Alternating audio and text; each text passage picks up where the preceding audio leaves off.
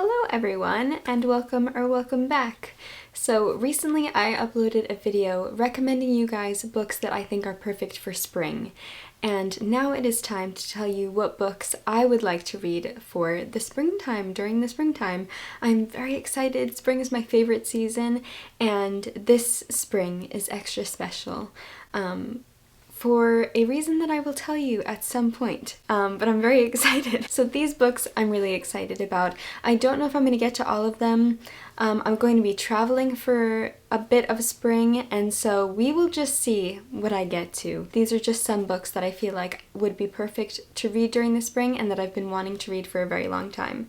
The first one I have had on my shelves for a very long time, and that is The Joy of Walking. This is Selected Writings edited by Susie Cripps, and this is a Pan Macmillan collection of excerpts from stories and writings about the joy of walking from a bunch of wonderful classic authors and writers and poets. Some of the authors featured are Charlotte Bronte, there's an excerpt from Villette, E.M. Forster, an excerpt from A Room with a View, Walt Whitman from Song of the Open Road, Anne Radcliffe from The Mysteries of Udolpho, Charles Dickens from Night Walks, William Wordsworth, there are quite a few of them from him, Thomas Hardy from Far from the Madding Crowd, Emily Bronte from Wuthering Heights, Jane Austen from Pride and Prejudice, and George Eliot from Middlemarch. So there are some wonderful classic authors and poets here, and it's just talking about the act of walking, and I love walking so much. Walking is probably the thing that brings me the most peace. To be among nature and to just put one foot in front of the other is such a beautiful thing, and it clears my mind and it makes my body happy, it makes my mind happy,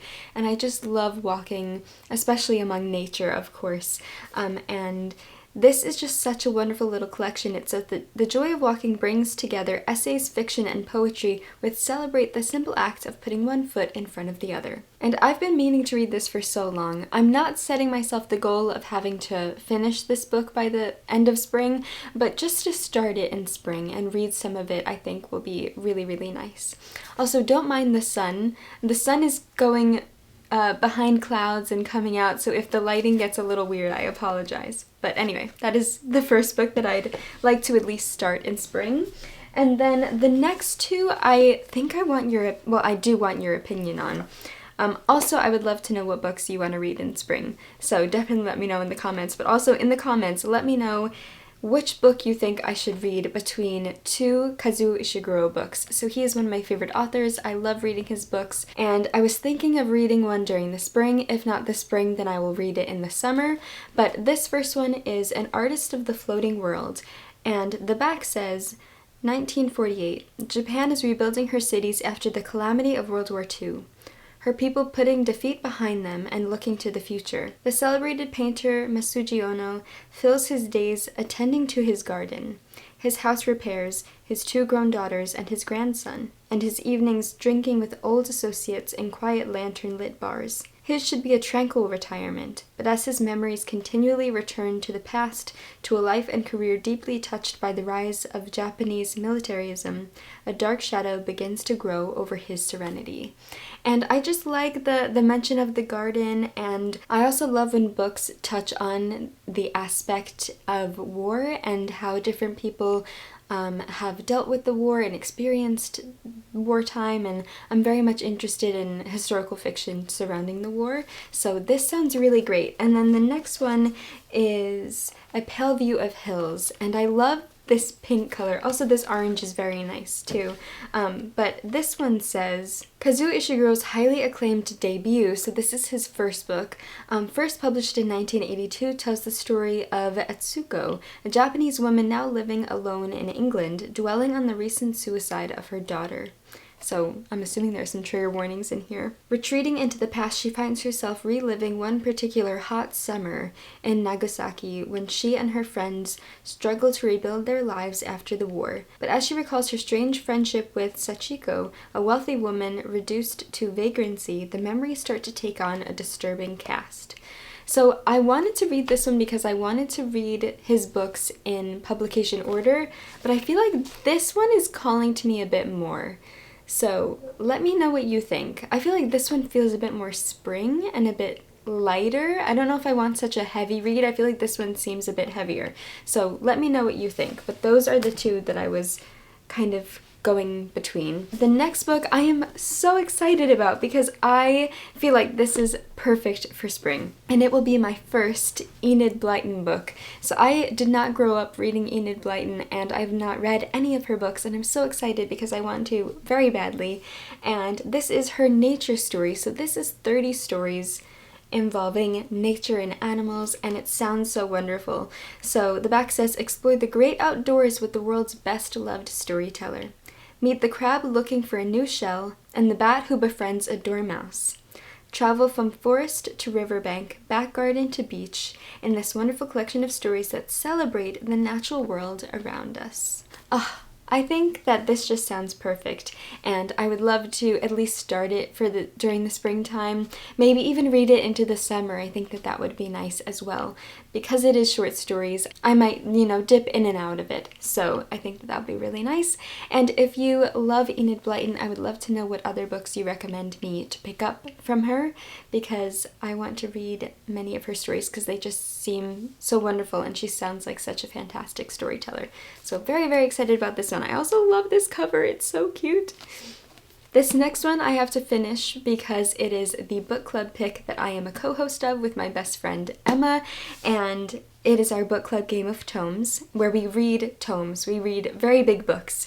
And the tome that we are reading in March and April is Middlemarch by George Eliot.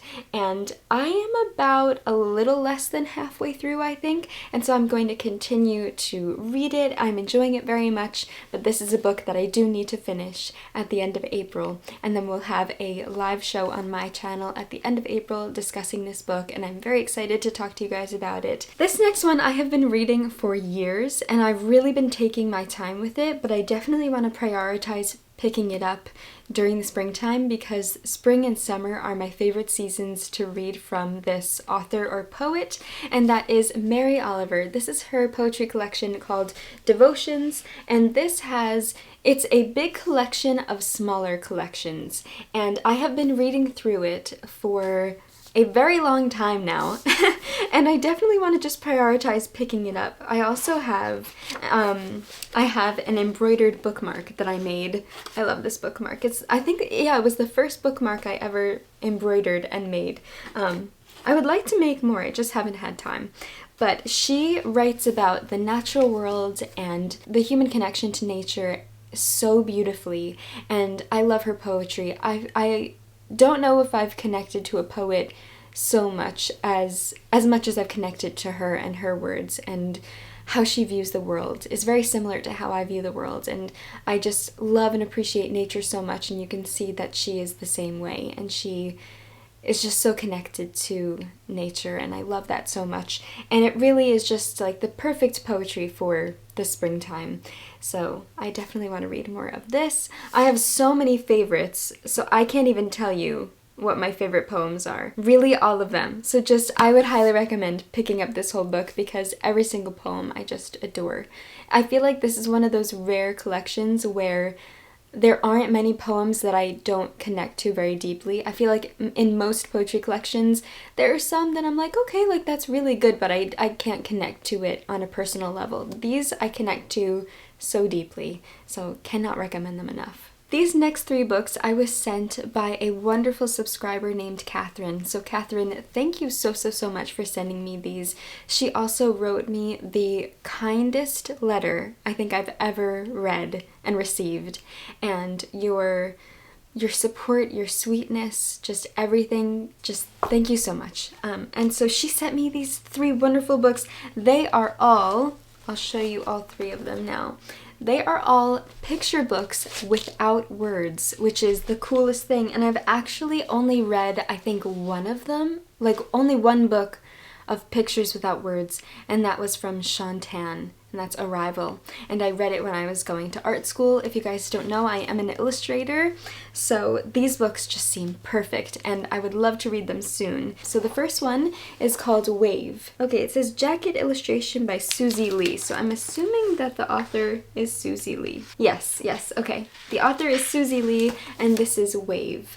and the illustrations seem wonderful. I don't want to look through it too much because I don't want to spoil the story for myself, but the illustration style looks so wonderful, and Catherine loved these and has sent them to me because she enjoys them, so I'm very excited to read them. I really love the art style. It looks so beautiful. And also wave, like it just felt perfect for the spring and summertime. The next one is Sidewalk Flowers, and this is by John Arno Lawson and Sydney Smith. And again, this is another book that is just full of pictures. It tells the story in pictures without words, which I just think is so cool. The main colors are black and red. Black, white, and red.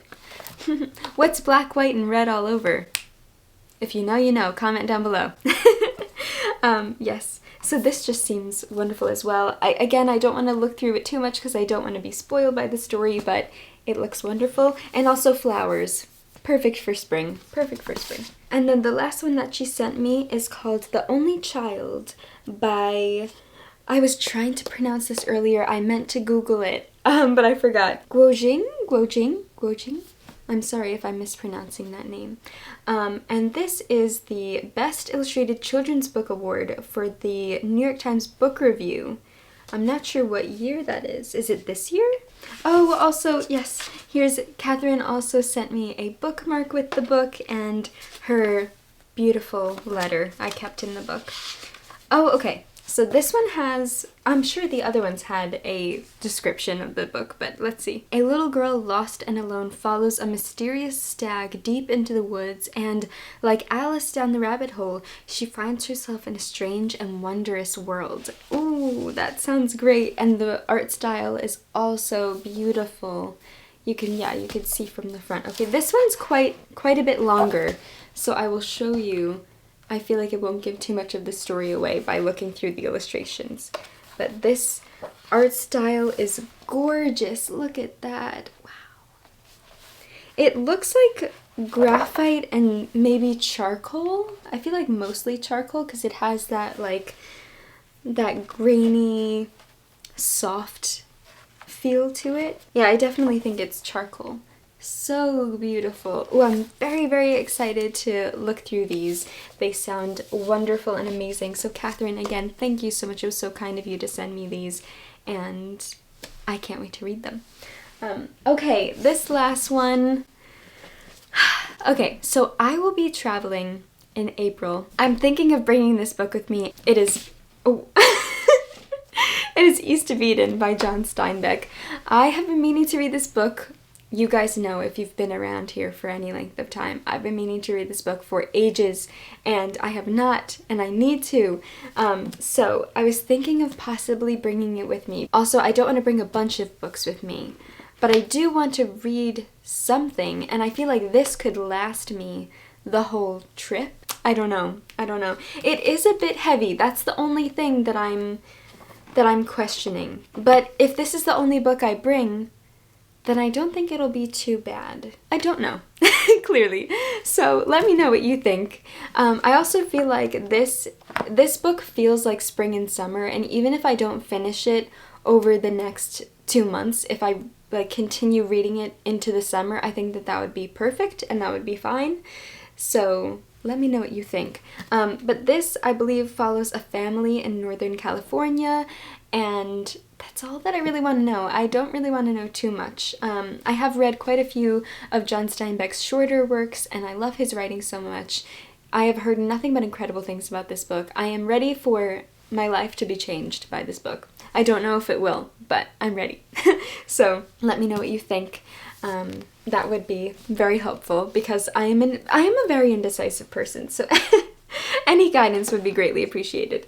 So yes, those are all of the books that I'm hoping to read in the springtime and possibly into the summer. So let me know what books from here you think I should prioritize. If you've read any of these, what do you think of them? What books are you thinking of reading for the springtime? I would really love to know. Thank you so much for watching this video. I hope you are having a wonderful start to the spring season, and I will see you very soon in another video. As always, happy reading.